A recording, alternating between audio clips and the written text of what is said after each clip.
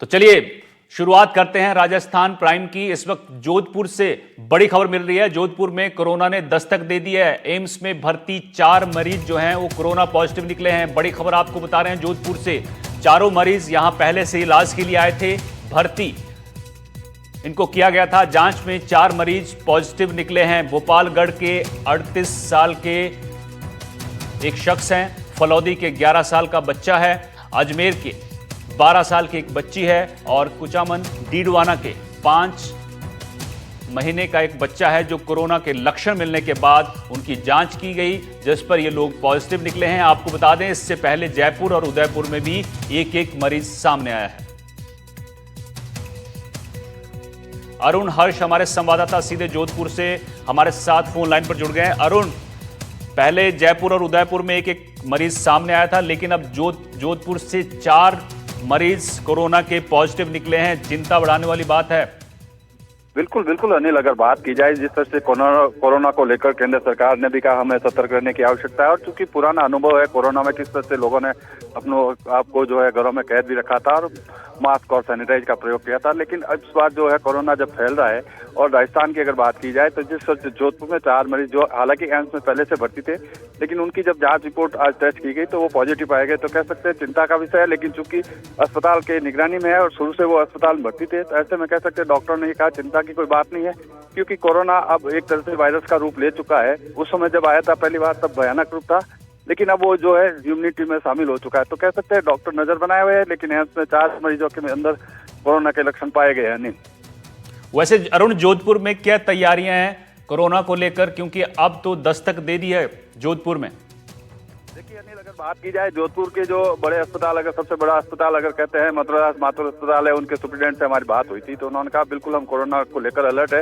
हालांकि उस समय तक जब हमने बात की उस समय तक ये मरीजों की लिस्ट नहीं आई थी, लेकिन ये अब तक कुछ देर पहले डिक्लेयर हुआ है कि कोरोना के जो 4 से एम्स में मरीज पाए गए, तो उसके बाद दोबारा हमने बात की। उन्होंने कहा बिल्कुल सारी व्यवस्था हमने अपने स्तर पर कर रखी है, और सबसे बड़ी बात उन्होंने एक ही कही, लोगों को अवेयर होने की आवश्यकता है। भीड़ भाड़ वाले इलाके में नहीं जाए और कहीं जाए तो वो मास्क लगा कर जाए, साथ ही साथ जो कोरोना के प्रोटोकॉल पूर्व में थे उसका पालन जरूर करिए, डॉक्टरों ने बताया। लेकिन अस्पताल भी अपने लिए है जो तैयार है।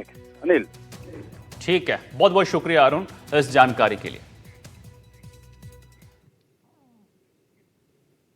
चलिए आगे बढ़ते हैं। इससे पहले आपको बता दें महाराष्ट्र में कोविड-19 के 47 नए केस सामने आए हैं। महाराष्ट्र में 24 घंटे में 4 लोगों की कोरोना से मौत हुई है। बेंगलुरु में भी एक कोरोना से मौत की खबर है।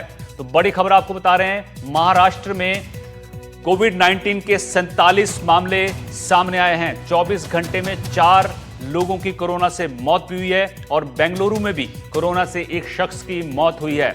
बड़ी खबर आपको कोरोना से जुड़ी बता रहे हैं, जहां महाराष्ट्र में कोरोना से पिछले 24 घंटे में 4 की मौत हो गई है।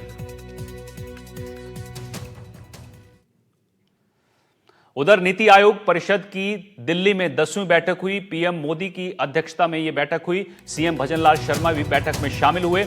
विकसित राजस्थान के संकल्प को पूरा करने की दिशा में इस बैठक में चर्चा हुई। विकसित राजस्थान की दिशा में तेजी से काम कर रहे हैं, ये सीएम भजनलाल ने कहा है। विकसित राजस्थान 2047 का विजन डॉक्यूमेंट कर रहे हैं तैयार, और साथ ही राइजिंग राजस्थान समिट से निवेश को नई उड़ान मिली है, ये सीएम मुख्यमंत्री राजस्थान के भजनलाल शर्मा ने कहा है।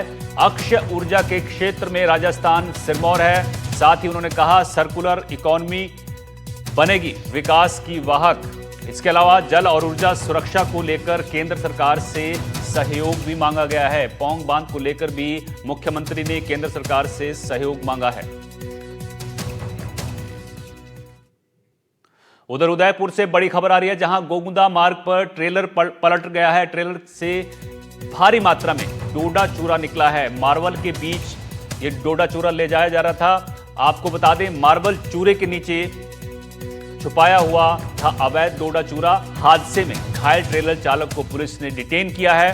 तो बड़ी खबर आपको बता रहे हैं उदयपुर से, जहां एक ट्रेलर जो है गोगुंदा मार्ग पर पलटता है और इसके अंदर मार्बल होता है, लेकिन मार्बल के नीचे जो है वो डोडा चूरा छुपा कर रखा गया था। तो हादसे में ट्रेलर चालक जो है घायल हुआ है, उसको हिरासत में लिया गया है। ये तस्वीरें आप देख सकते हैं। इस हादसे के बाद जो है यहां पर भारी मात्रा में डोडा चूरा निकला है। मार्बल के बीच में तस्करी की जा रही थी।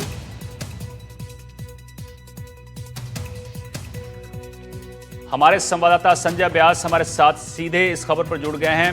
संजय, मार्बल के नीचे डोडा चूरा की तस्करी हो रही थी उदयपुर में, और अब इस जो ड्राइवर है, जो चालक है, उसको हिरासत में लिया गया। क्या कुछ बताया उसने पुलिस को? बिल्कुल, मैं बता दूं कि जिस तरह से ये ट्रोलर के नीचे जो ट्रोलर के ऊपर जो सैलरी मार्बल की सैलरी थी, उसके नीचे डोडा चूरा छुपाया गया था। और ये इसी दौरान इस ट्रेलर का हादसा हो जाता है। हादसा के दौरान जब ये ट्रेलर उल्टा गिर जाता है, तो उसी दौरान जब मार्बल स्लरी हटाते हटाते जब पुलिस वाले देखते हैं, तो उसके अंदर पॉलीथीन के कट्टे निकलते हैं और पॉलीथीन के कट्टों में डोडा चूरा होता है।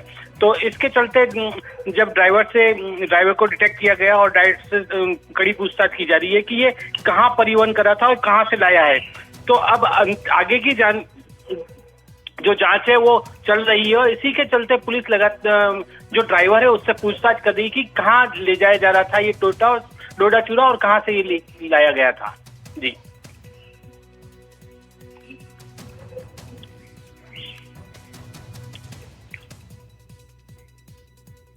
चलिए आगे बढ़ते हैं। दौसा से आपको खबर बताते हैं, जहां पोषाहार नहीं मिलने पर आंगनवाड़ी केंद्र पर प्रदर्शन किया गया है। गर्भवती महिलाओं और उनके परिजनों का प्रदर्शन सामने आया है। ग्राम पंचायत बड़ौली में तीन आंगनवाड़ी केंद्र हैं जो बंद हैं। तो बड़ी खबर आपको दौसा से बता रहे हैं, जहां गरीब के पोषाहार पर डाका डाला जा रहा है। गरीब महिलाओं और बच्चों को पोषाहार नहीं मिल रहा है, जिसके बाद ये प्रदर्शन हुआ है। आंगनबाड़ी में आपको क्या क्या सुविधा मिलती है? कल को नहीं मिला। आंगनबाड़ी रोजाना खुलती है कि नहीं खुलती है? नहीं खुलती है। कभी पोषाहार मिला है आपको? नहीं मिला। कभी आपने वहाँ पे बच्चों को बुलाने आते हैं कि नहीं? नहीं आते। कभी कोई नई योजनाएं आती है उनके बारे में बताते हैं कि नहीं? काय बताओ ना। 3-4 साल हो गए, 4-5 साल हो गए है ना। जब ये 1 साल का था ना, जब तक तो दिया था। कभी मतलब 2-4 महीने में 1-2 बार दे देती है। और उसके बाद में फिर ये कह देते कि बच्चा तो जयपुर गया, यहाँ भी रहता है और वहाँ भी रहता है। बच्चा जयपुर गया, हमने तो नाम काट दिया, ऐसे कह देते। कोई भी कभी भी नहीं देते। बड़ी में कुछ देते भी नहीं है, और जाते हैं तो वहाँ पे ऐसे बोलते हैं आज नहीं है, कल नहीं है, परसों है। कुछ भी सामान नहीं मिलता। खाने पीने का बच्चों को ध्यान देते, लिख के ले जाते हैं। खाली सब कुछ नाम वाम सब पता था, लिख ले जाएंगे, फिर कुछ भी नहीं देते हो। कभी पोषाहार वगैरह मिला आपको? पहले मिलता था, कुछ भी नहीं मिलता, और मिलता भी था एक्सपायर डेट मिलता था। और जो बदबू आते बच्चे खाते नहीं, पाउडर वगैरह सब आते, बच्चों को कुछ भी नहीं मिलता यहाँ पे। कभी दाल वगैरह मिली आपको? दाल, तेल? नहीं, पहले लड़की के टाइम पे मिलते थे, लड़के के टाइम पे कुछ भी नहीं मिला। और कोई योजनाएं आती हैं जो ये लड़कियां होती हैं, उनकी योजनाओं के पैसे मिलते हैं, उनके बारे में कभी आपको बताया? कुछ भी नहीं बताया। कुछ 1-2 बार लड़की के टाइम पे आए थे, कुछ पैसे थोड़े बहुत, जो तो डिलीवरी के लिए वजह से आए थे, फिर कुछ भी नहीं आया। और उसके बाद बताते भी नहीं है, और कुछ सुविधा जो आती है वो भी नहीं बताते, और कुछ मिलता है लेडीजों के लिए, सब कुछ सुविधा होती है, बच्चों के लिए कुछ भी नहीं देते, और बंद ही बंद बताते हैं हमें। जब भी जाओ तो ताला लगा रहता है, और जाओ तो कहते टाइम पे मिलते नहीं है, और मिलते हैं तो ऐसे बोलते हैं कि बाद में मिलेगा, कुछ भी सामान नहीं देते।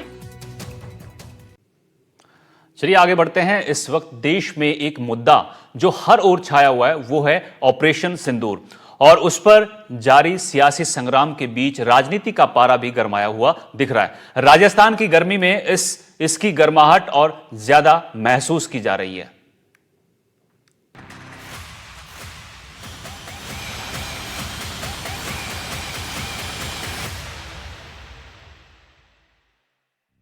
सेना के शौर्य और पराक्रम की अनोखी मिसाल ऑपरेशन सिंदूर, जिसने नापाक देश में आतंक पर किया फाइनल वार, जिससे घबराया पाकिस्तान। ऑपरेशन सिंदूर के बाद देश में राजनीतिक माहौल गरमाया हुआ है। आतंकी हमले, उसके बाद हुए ऑपरेशन और फिर कई दिनों तक चले तनाव के बाद भारत में राजनीतिक प्रतिक्रियाओं का दौर लगातार जारी है। जिस विपक्ष ने शुरुआत में संयम बरतते हुए खुद को राजनीति से दूर रखा, वो समझौते के बाद हमलावर दिखा। शनिवार को एनडीटीवी के इमर्जिंग राजस्थान कॉन्क्लेव में एक बार फिर ऑपरेशन सिंदूर की गूंज सुनाई दी, जहां राजस्थान के कैबिनेट मंत्री राज्यवर्धन सिंह राठौर ने विपक्ष के सेना के शौर्य से जुड़े सवालों का न सिर्फ बेबाकी से जवाब दिया, बल्कि उन्हें आईना भी दिखाया। एक ऑपोजिशन पार्टी है जो कह रही है कि आपने खबर पहले से दे दी थी, आपने खबर पहले से दे दी थी। ये बड़ा अजीब सा मैं देख रहा हूं कि राहुल गांधी हैं, कांग्रेस के कुछ लोग हैं, वो इस बात को पकड़ के बैठे हुए हैं कि आपने खबर पहले दे दी। ये पता नहीं कहां से बात आ गई। मेरा तो सीधा फौज का तो सीधा ये है, या भारत के हर नागरिक का ये है, चाहे बोल के ठोका हो या ठोक के बोला हो, ये तय है कि हमने पाकिस्तान को ठोका है और आगे भी ठोकेंगे। तो ये किस बात को पकड़ के बैठ जाते हैं, मुझे समझ नहीं आ रहा।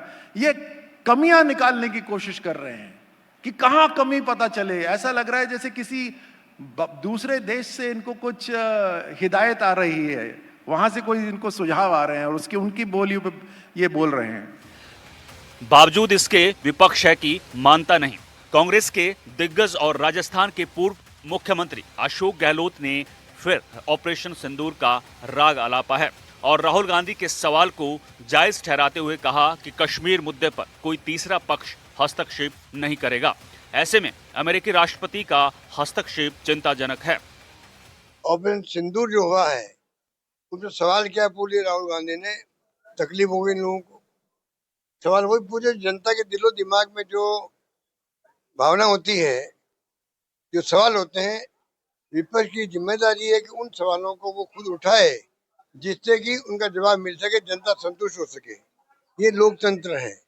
अगर आप उसके अंदर नहीं पूछेंगे राहुल गांधी, जनता राहुल गांधी को कहेंगी आपने क्या किया, आप विपक्ष में थे, आपने आवाज क्यों नहीं बुलंद करी। तो ये स्थिति है। सवाल क्या उठाए भाई, ट्रम्प साहब कौन होते हैं पंचायती करने वाले। इन सवाल जवाबों के बीच हर देशवासी जानता है कि ये समय देश के लिए एक साथ खड़े होने का है। ये आरोप प्रत्यारोप का सिलसिला तो बाद में भी चलता रहेगा। अब देखना ये होगा कि विपक्ष का अगला स्टैंड क्या होता है, क्योंकि सत्ता पक्ष की तरफ से राज्यवर्धन राठौड़ का जवाब सरकार के स्टैंड को क्लियर करता है। Bureau report, NDTV Rajasthan.